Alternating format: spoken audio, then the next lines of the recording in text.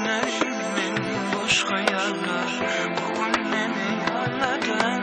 Kalbimdeki arzularım denizini duymadın.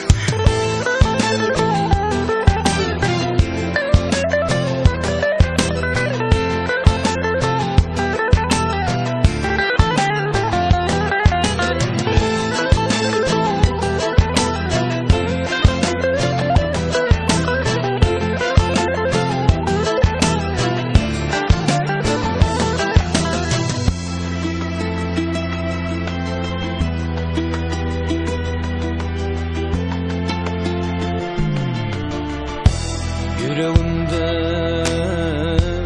oldu koyma, koyma ayrına. Günelsin bakışımdan, görüşümden kaçsama. Düşlemerem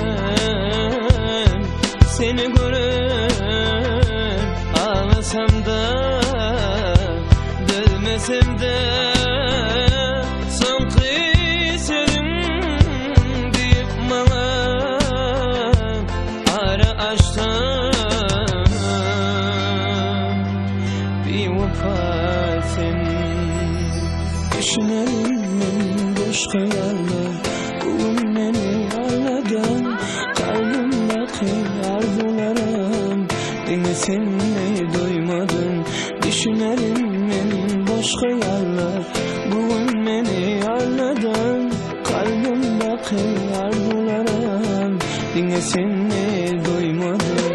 Düşünelim boş hayaller. Bugün beni ağladın. Kalbimdeki arzularım denizini duymadın. Düşünelim boş hayaller. Bugün beni ağladın. Kalbimdeki arzularım denizini duymadın.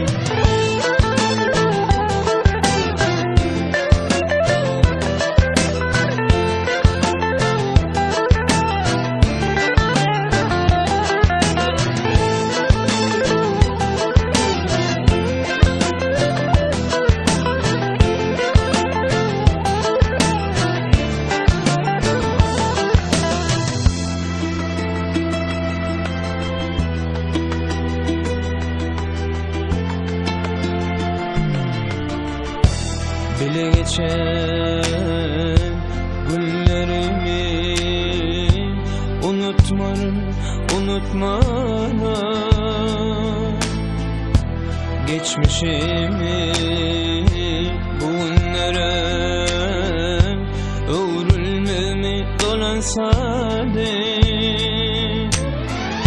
Sensizlikten yaşlı gülüm qarab qalım giden yoluna.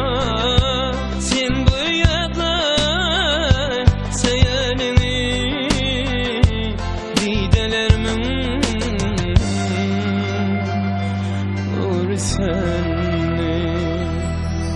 Düşünelim boş hayaller.